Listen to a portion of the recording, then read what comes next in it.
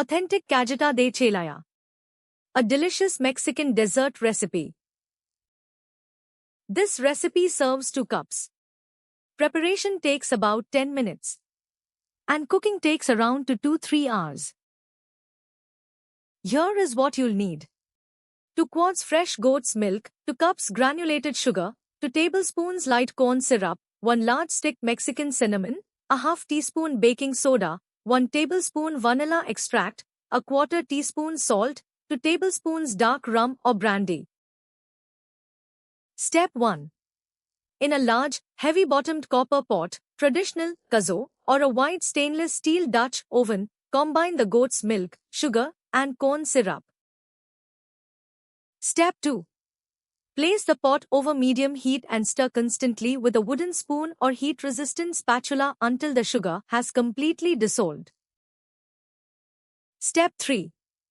Add the cinnamon stick and the salt to the mixture.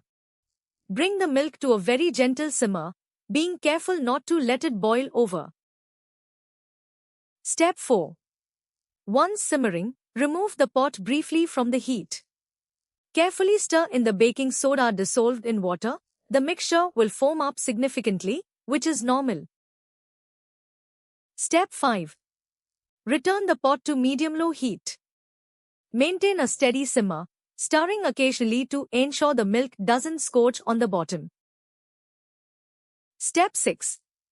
After about 1 hour, the milk will begin to turn a light cream color.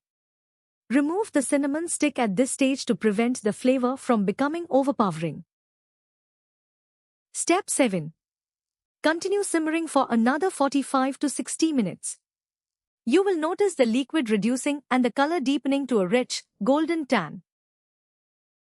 Step 8. Increase the frequency of your stirring as the mixture thickens. The bubbles will become larger and lazier, popping with more sound. Step 9.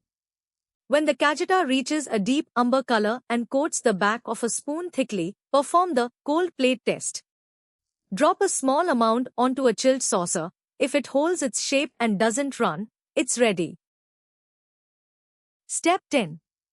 Stir in the vanilla extract and the rum or brandy, if using. The mixture will bubble vigorously again. Step 11. Continue cooking and stirring for 5 more minutes until you can see the bottom of the pot for a split second when you scrape your spoon across it, known as punto de cajeta. Step 12. Remove from heat and let it cool in the pot for 10 minutes, stirring occasionally to keep it smooth and glossy. Step 13. Strain the cajeta through a fine mesh sieve into sterilized glass jars to remove any small milk solids or cinnamon fragments. Step 14. Allow to cool completely at room temperature before sealing.